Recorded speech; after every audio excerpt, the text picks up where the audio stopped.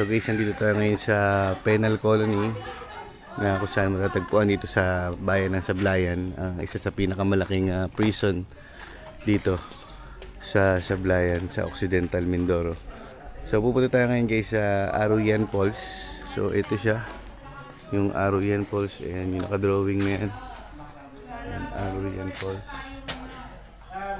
na isang magandang spot dito na matatagpuan sa Sablayan. So wala tayong service, hindi tayo nakapagpabook. So titignan natin kung makakarating tayo sa spot guys. Pipilitin natin na makarating doon sa abot ng ating makakaya. Lakad mo na yun, lakad mo na yun. Lakad. So hintayin natin yung ating mga kasama, sila Mindoreño mga yan, habang nag-register tayo. Kailangan kasi guys naka-register daw bago tumuloy sa spot, for safety rin, para alam nila na mayroong pumunta doon sa spot na yan. So dito tayo sa mga view car. Yan. So dito tayo guys sa papasok ng Aruyan Falls. Pwede natin makarating ng safe doon. So wala tayong hanap na service. Kaya naman doon ng van, halfway lang daw. At maganda naman ang panahon.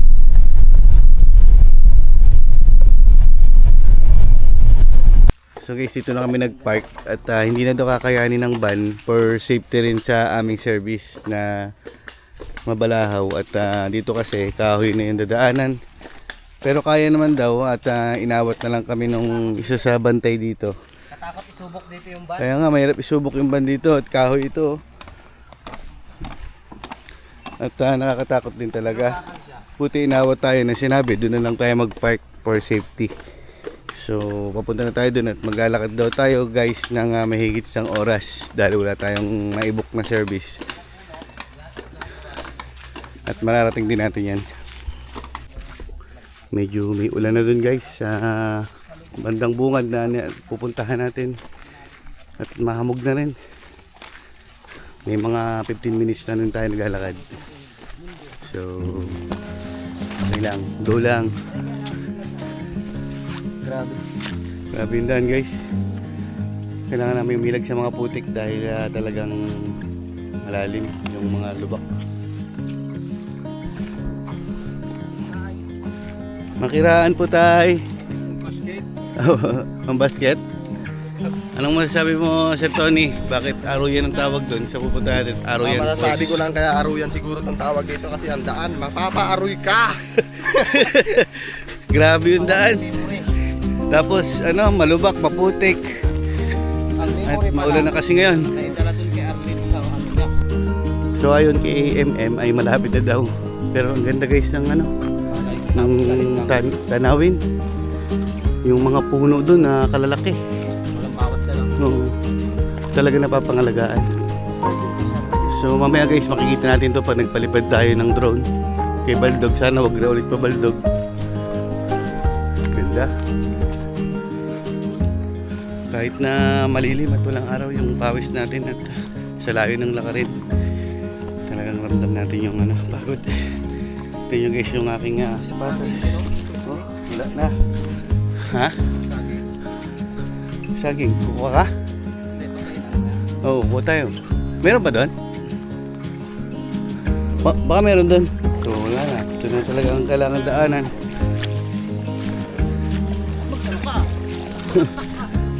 Grabe, may naririnig na tayong katubigan guys. At talagang lumamig na sa area na to na nilalakaran natin. At ilang minuto na lang, ayon kay Mindoreño mga yan, ay mararating na natin yung pinaka-spot na napakagandang spot na tinatahak natin. So first timer tayo dito.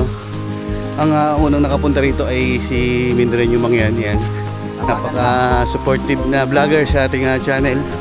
At salamat at sinamahan niya tayo dito na makarating dito sa bayan ng Sablayan ng Occidental Mindoro. So kasama natin ang team Mindoreño mga yan. Ayan, nauuna si Sir Tony, si Isur at si Karasain. At ito si Kuya Dio. Ayan, Kuya Dio. Andun guys si Mr. Kalahi nauna. At naiiwan tayo. So may isang oras na rin tayo naglalakad guys. Tama yung sinabi ni MM ni Mindoreño mga yan. At nung sa Bucor na pinag-sign in na natin na malayo-layo talaga ang lakarin at hindi kaya ng sasakyan. Kaya obligado na maglakad at para marating natin yung spot na yan para sa ating mga mahal na viewers. So ito na guys, at may ilog na tayo na daanan at makakapaghugas na tayo ng ating kapaa. Nanda ako ng sabi. Grabe pa ang dumi at maraming sugat sa tinik na nadaan natin damo. Oh, ito na guys. Aray. Daming bato. So ito na guys, papasok ng Aruyan Falls dito sa Sablayan Prison and Penal Farm. Yan. Okay. Narating din natin yung spot guys. Ayan na siya. Thank you. SG. Ano?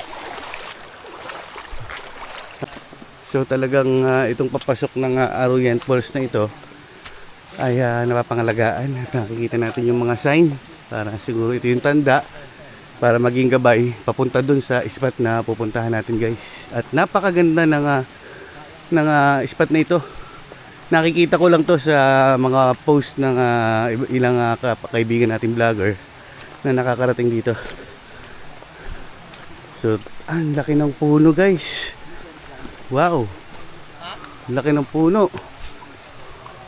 Laki ng puno dyan buso Makikiraan po at pasintabi po. Wow. Grabe, ito yung ugat niya. Yan daw yung talaga. Ito yung ugat niya. Panahon pa daw ng hapon. Ito? Oo. O yan. Panahon ng hapon ito. Yung edad niya.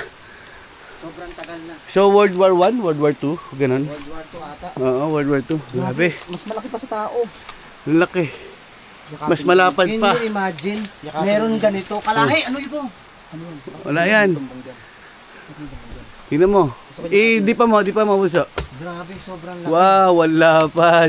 Grabe. Ang ganda. Sana mapangalagaan pa ito at tumagal pa na hanggang kaya niyang mabuhay. Maraming halaman, oh. Sana wag maabuso. Kaya kumuha dito mamaya.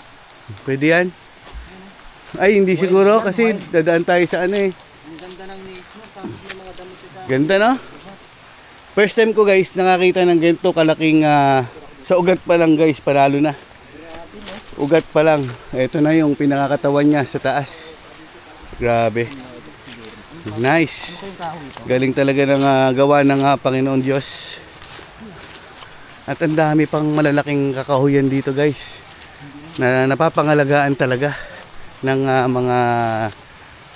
mga nagme-maintain dito sa Penal Farm. Wow. Napakaganda ng na tignan, pansin nyo guys. Napakaganda ng tignan pagka tag-ulan na. Yung kulay ng mga dahon at mga katawan ng puno ay buhay na buhay. Na may pagkaluntian ang kulay at nakakatanggal ng pagod guys. So first time din ni Mr. Kalahi, pares kami dito na dito. na makapunta first time, pares tayong first timer. Oo. Pero may sulit pala. Kaya pala pinagmamalaki ito ng mga taga-Occidental Mindoro. So napakalayo lang talaga ng lakaran guys. Kung pupunta rito, ang family ay dapat daw ay magpapabook ng 2 days before dahil may susundo na traktora para maihatid hanggang dito. So yun na, napakaganda. Yun natin. Wow. Mukhang mahirapan tayo magpalipad ng drone dahil maraming obstacle. Wow. Ang ganda. Sulit. Ang ganda ng mga puno. Kahit hindi siya nawawalisan, maganda pa rin tignan yung mga kadahunan sa baba. So ito na siya at napakaganda guys. Ang laki ng mga puno, tabi-tabi po. Wow. So ito na. At meron pa doon na mga ganitong parang hagdan-hagdan. Okay, at sana magamit natin yung drone ni Bunso para mapakita natin sa viewers ang view nito. Okay. Ano yan? Ha? Istakan ba ng tubig? Istakan ng tubig. So ito siya guys. Napakaganda talaga.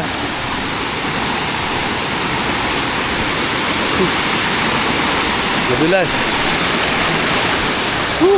Ganda.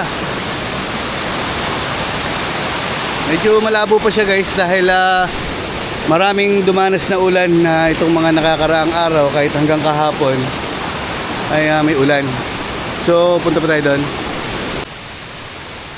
So dito guys, kapansin-pansin itong tangke ng tubig. Siguro ito yung pinagkukunan ng mga namamahala rito na malinis na tubig para may magamit sila sa pang-araw-araw. At ayun, ang napakaganda guys. Grabe. Wow. Ito na. So ito na nga yung nakikita ko sa social media na napakaganda. Wow. Yung ganda guys. Ganda.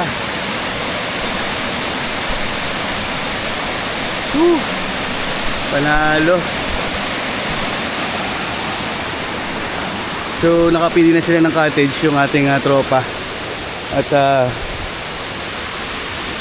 nawala yung pagod ko guys nung nakita ko itong lugar na ito. Itong spot na to. Napakasulit, napakaganda.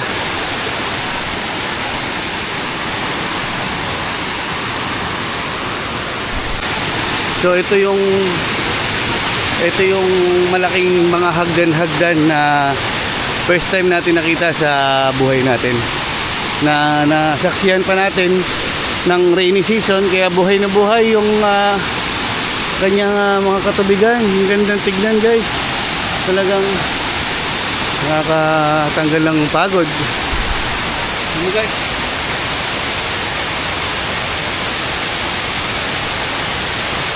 Ganda.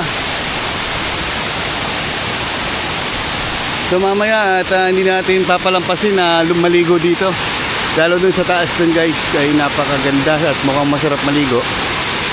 Pero mukhang hanggang dun lang sa tubig na yan ang ating limitasyon para mapuntahan dahil may barbed wire na, may bakod na. So kailangan natin sumunod, may barbed wire.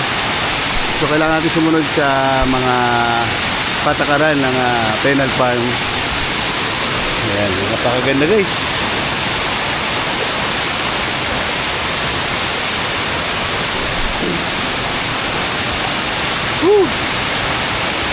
Ganda. Grabe.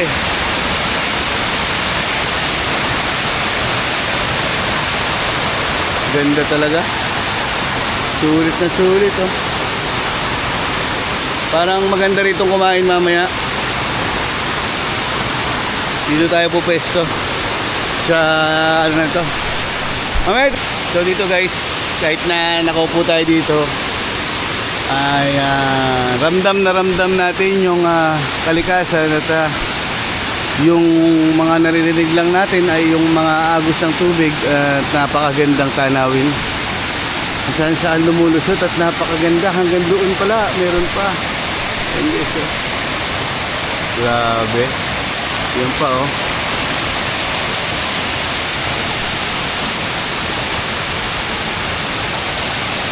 Ganda.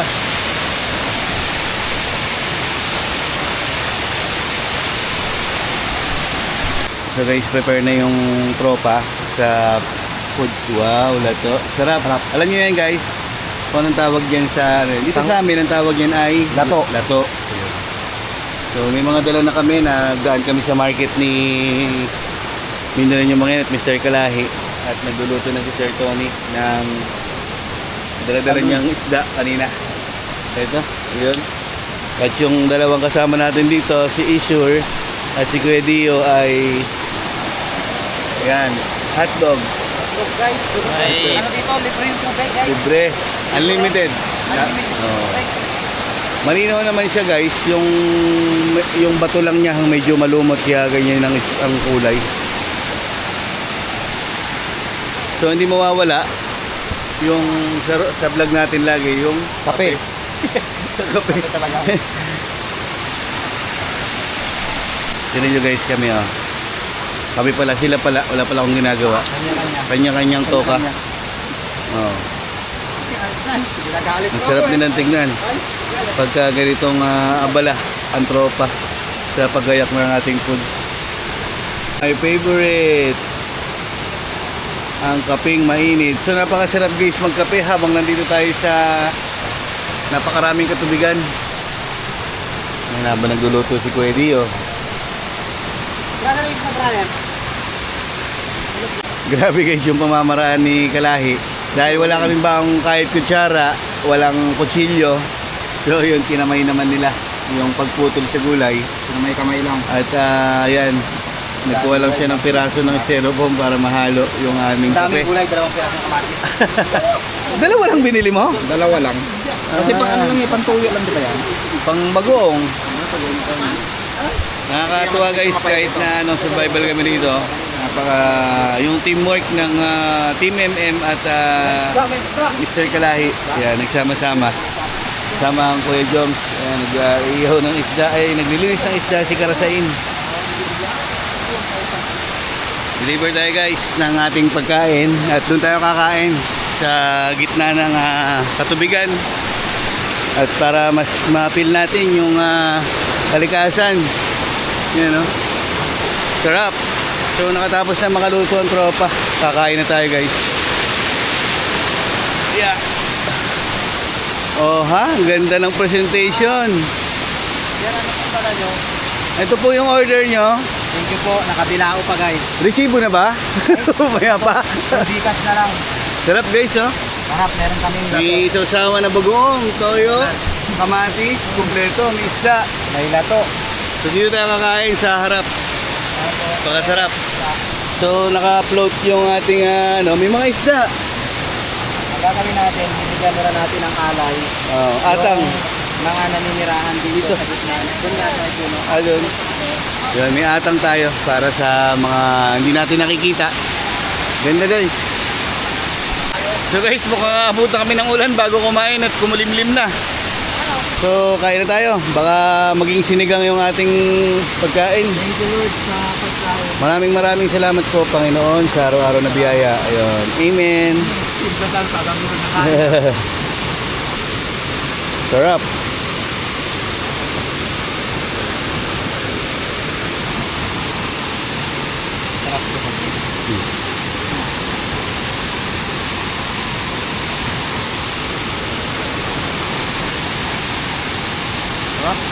Guys, Sarap guys.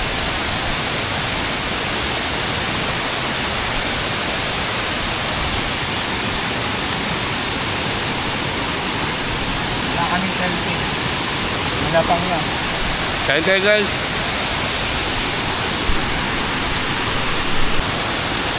Guys, mapatak na yung ulan. Wala nang atrasan to, nakalatag na yung aming pagkain. Mabubuto na yun. Tapang kumakain tayo, may mga isda sa ilalim. Nagkakainan sila. Ang dami isda.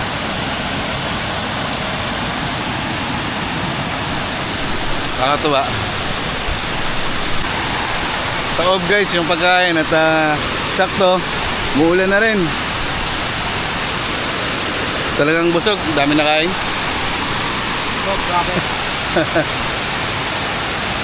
So guys, at akitin natin yung doon sa unang bababa ng tubig. Tignan natin para makita natin yung pinaka-spot pababa.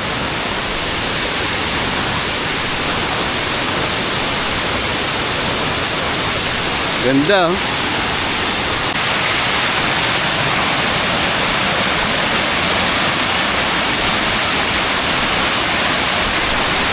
Ganda guys.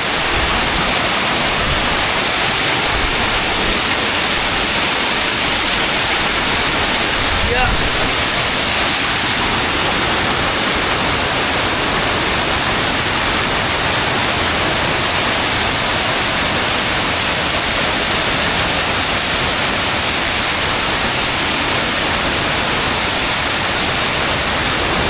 So dito may tangke siya. Yun, mga tubig na pinagmumulan. Iniipon niya.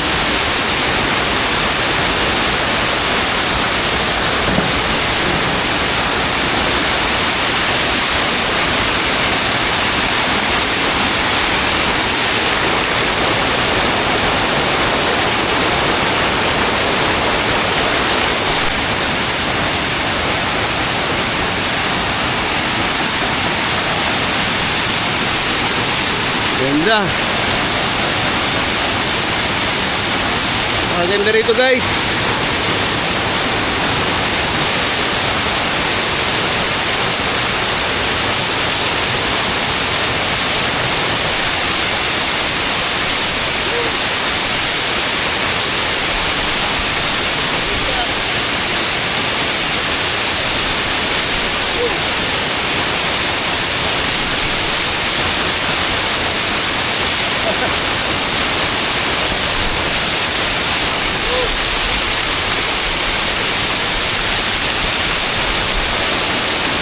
Grabe, sarap!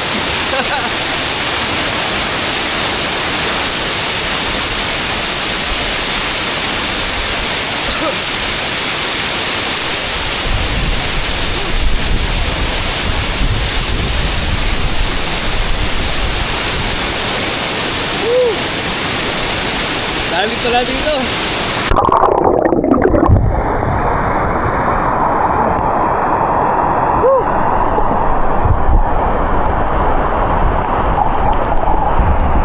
Sarap maligo dito guys.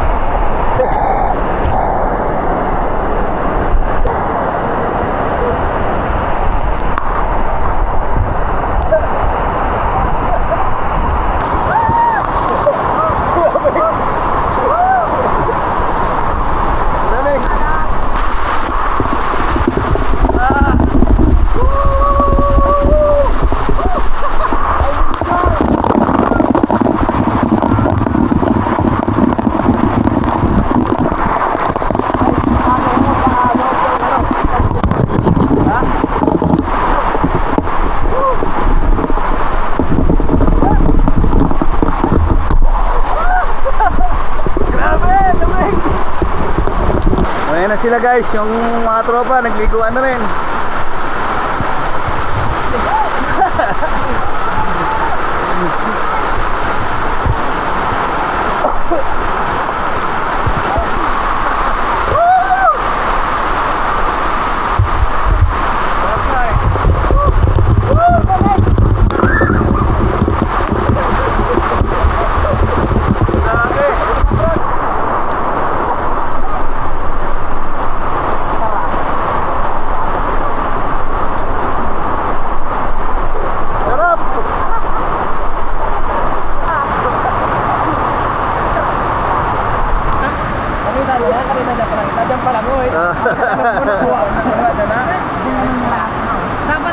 Dave, may pinagtabihan lang siya sa ilalim. Ano mo na nilaman? Napakagandang sana oras para oras. Sa napansin ko rito guys, itong nag-iisang puno na nakatayo rito at sa mga ibang bahagi pa dyan ay buhay na buhay. Napakaganda ng mga puno. At tingnan natin yung malalaking puno pa doon. Lalo na to guys, napakalaki, ang ganda. Napapangalagaan sila. Sana dumami pa yung mga puno dito. So guys, sa gilid nito ay kapansin-pansin yung mga malalaking punong kahoy na kayo ko pa napupuna. Puro ganito yung itsura ng ugat niya. Pati yung isa na yon ay napakalaki din. Igutin natin guys yung paligid nito. At talagang nakakamangha yung mga taas ng kapunuan niya. Tingnan nyo guys, talagang napapangalagaan siya. Yung iba ay nalalaglag na lang at natutumba. Ibig sabihin napapangalagaan at walang kumukuha o nagpuputol ng mga puno rito. Tingnan nyo guys, ang ganda. So guys, punta tayo dito sa kabilang panig. Dito yung malakas na volume, dito ay napakaganda.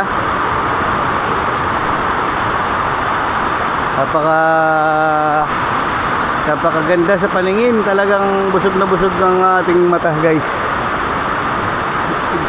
Ganda oh. Wow. Ito muna tayo sa bandang baba. Napaka peaceful.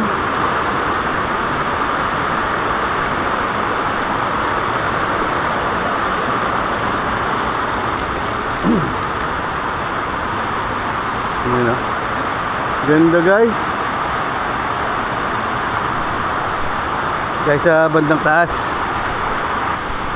Look guys, napakaganda.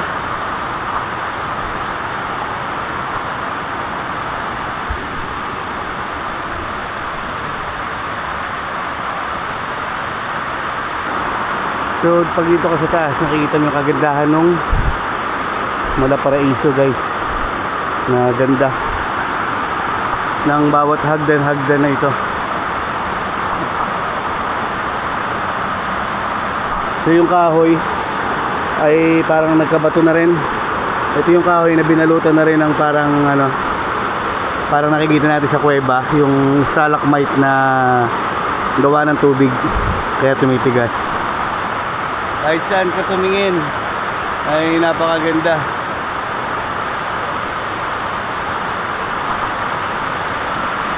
So yun yung barbed wire na indikasyon na yung limit na pwedeng puntahan.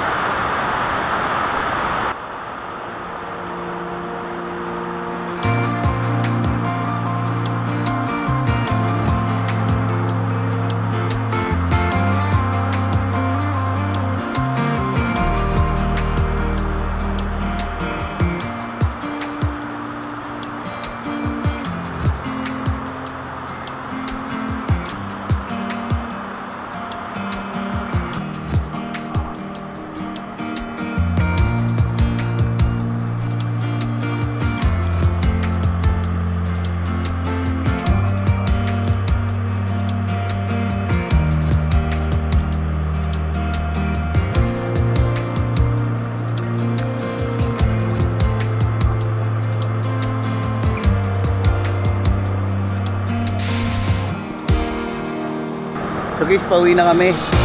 At salamat sa magandang spot na narating natin. Kasi may oras lang kasi dito guys. Dapat hanggang 2 lang dito, hanggang 2 PM. Dahil yun ang binilin ng Bucor na nangangalaga dito ng Penal Farm. So hanggang dito na lang muna guys ang ating video. At sana nag-enjoy kayo sa inyong panonood sa aking video. At maraming salamat po sa lahat ng ating viewers. Sa mga hindi pa po nakasubscribe, please subscribe my YouTube channel guys. Love you all. Peace out.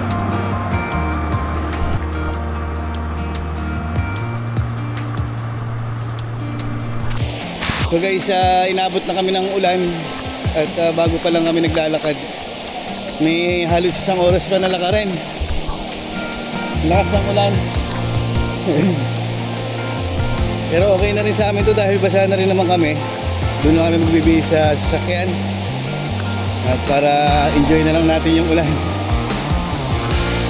Woo! Grabe. Grabing adventure to.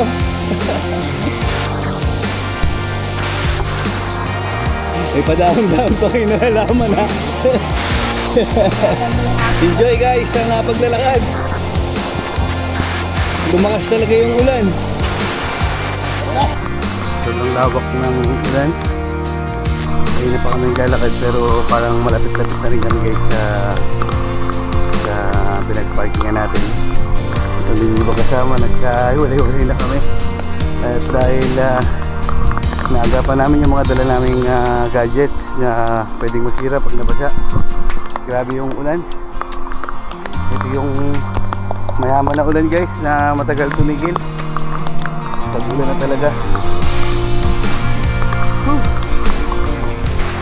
So guys, nakarating na kami dito sa service natin. Ayun, lakas na pa rin ng ulan.